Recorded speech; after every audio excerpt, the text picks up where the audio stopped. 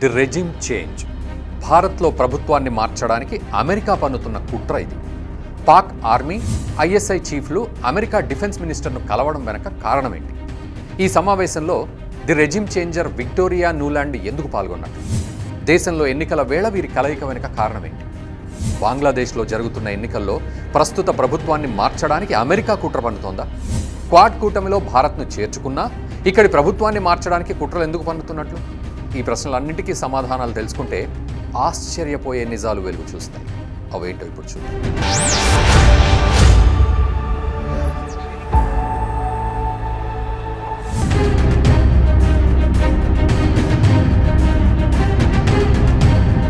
కొద్ది రోజుల క్రితం Pakistan army chief general Asim మునీర్తో పాటు ఐఎస్ఐ చీఫ్ కలిసి అమెరికా డిఫెన్స్ మినిస్టర్ యాంటోనీ బ్లింకెన్తో భేటీ అయినట్లు వార్తలు వచ్చాయి.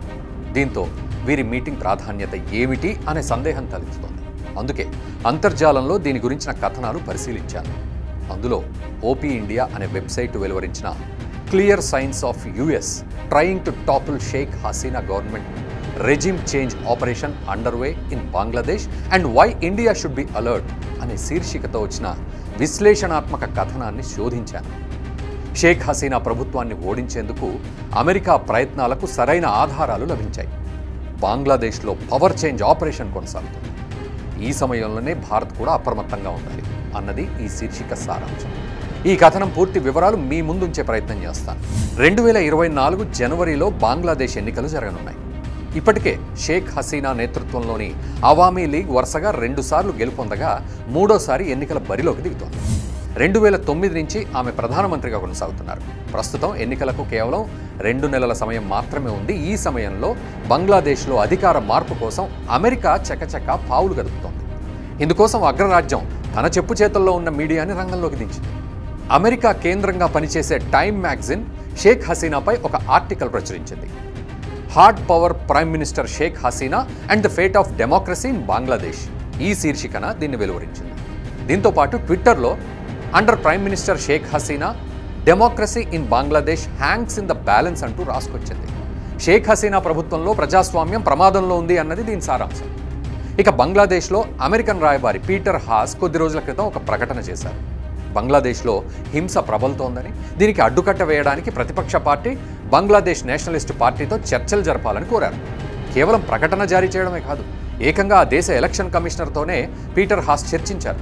Chief election commissioner Kazi Habibul ఆవల్తో సమావేశం అనంతరం హాస్ విలేకరులతో మాట్లాడుతూ ప్రజాస్వామ్య ఎన్నికల్లో రాజకీయ హింసకు స్థానం లేదు అన్నారు.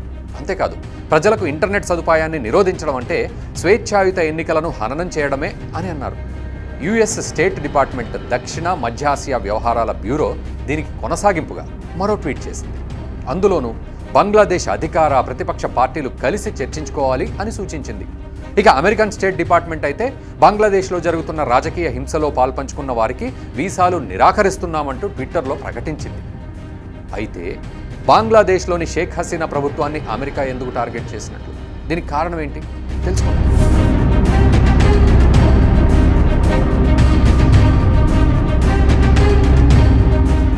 దీనికి తోడు రెజిమ్ చేంజర్గా పేరున్న విక్టోరియా నూలాండ్ పాక్ ఆర్మీ చీఫ్తో అమెరికన్ రక్షణ మంత్రి కలవడం వెనక ఉన్న రహస్యం ఏంటి అది కూడా చూద్దాం. బంగ్లాదేశ్ ప్రధానమంత్రి షేక్ హసీనాకు భారత్తో దగ్గరి సంబంధాలున్నాయి. భారత ప్రధాని మోదీ బంగ్లాదేశ్ను అగ్రరాజ్యాల ప్రభావానికి లోను కాకుండా ఇండిపెండెంట్గా ఉంచడానికి ప్రయత్నించారు. ఆ దేశ అభివృద్ధికి అన్ని విధాలుగా సహకరించడం ద్వారా అభివృద్ధి చెందింది ఆ దేశం.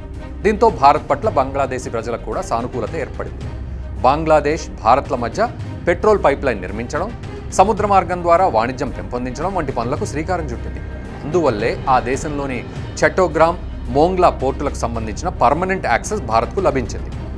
ఈ విధంగా భారత్ ఆ దేశ అభివృద్ధికి సహకరిస్తూనే భద్రతాపరంగానూ చేదోడుగా నిలుస్తోంది. అయితే బంగ్లాదేశ్లో రెజిమ్ చేంజ్కు అమెరికా ఎందుకు సహకరిస్తోంది అనే విషయాలు కూడా తెలుసుకుందాం. ప్రస్తుతం భారత్ బంగ్లాదేశ్ మధ్య స్నేహ సంబంధాలైతే బలంగా ఉన్నాయి.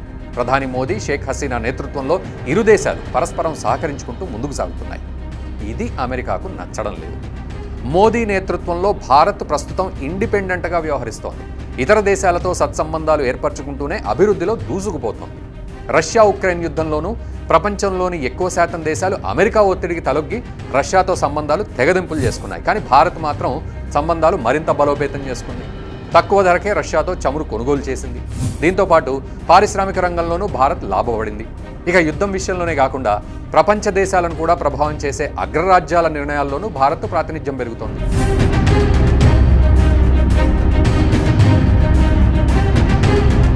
ఈ క్రమంలోనే ఐక్యరాజ్య సమితి భద్రతా మండలిలో సభ్యత్వాల పెంపు కోసం సైతం భారత్ అగ్రరాజ్యాలను ప్రశ్నించింది. అందుకే అమెరికాకు భారత్ ఎదుగుదల నచ్చడం లేదు. మన దేశాన్ని ఎంత వీలైతే అంత ఇరకాటంలో పెట్టడానికి ప్రయత్నాలు చేస్తోంది. దీంతో పాటు బంగ్లాదేశ్ ఎన్నికలో జోక్యం చేసుకొని చెప్పు చేతల్లో ఉండే ప్రభుత్వాన్ని ఏర్పాటు చేస్తే ఇటు పరోక్షంగా భారత్ ఎదుగుదలను దెబ్బతీయొచ్చు అనేది అమెరికా పన్నాగం.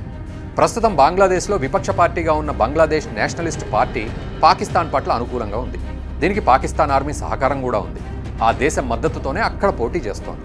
అందుకే అక్కడ ఎన్నికలు జరుగుతున్న వేళ అమెరికా డిఫెన్స్ మినిస్టర్తో Pakistan army chief, ISI chief భేటీ అవ్వడం పూర్తిగా ప్రాధాన్యత సంతరించుకుంది. దీనికోసం బంగ్లాదేశ్ ప్రతిపక్ష పార్టీ బిఎన్పి లోపాయికారి ఒప్పందం కూడా కుదుర్చుకున్నట్లు అనిపిస్తోంది. సరిగ్గా ఆ దేశ ఎన్నికల్లో ఇన్ఫర్మేషన్ వార్ను సృష్టించే ప్రయత్నం, పాకిస్తాన్ ఆర్మీ, ఐఎస్ఐ సహకారంతో ఆ దేశంలో అక్కడక్కడ ఘర్షణ వాతావరణం సృష్టించడం, అల్లర్లు చెలరేగేలా చేయడం బిఎన్పి పని. ఇప్పుడు దీన్ని అమెరికా తన పత్రికల సహాయంతో బంగ్లాదేశ్లో ప్రజాస్వామ్యం ప్రమాదంలో పడింది అనే విషయ ప్రచారం చేస్తోంది. అందుకే ఆ దేశంలో ప్రస్తుత ఎన్నికల్లో హింస ప్రబలుతోంది.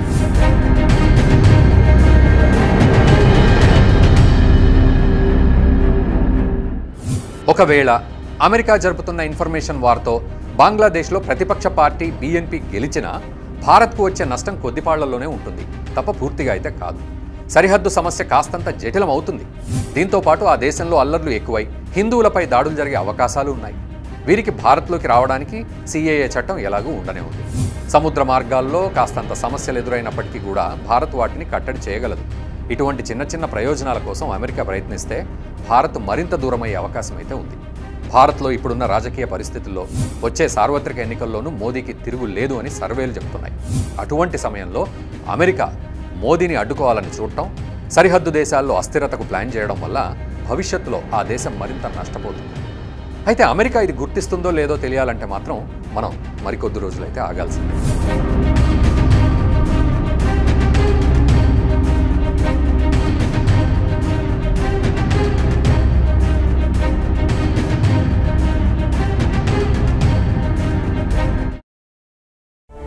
జాతీయవాద జర్నలిజానికి అసలైన వేదిక నేషనలిస్ట్ హబ్ ని సబ్స్క్రైబ్ చేసుకోండి. నోటిఫికేషన్స్ కోసం బెల్ ఐకాన్ పై క్లిక్ చేయండి.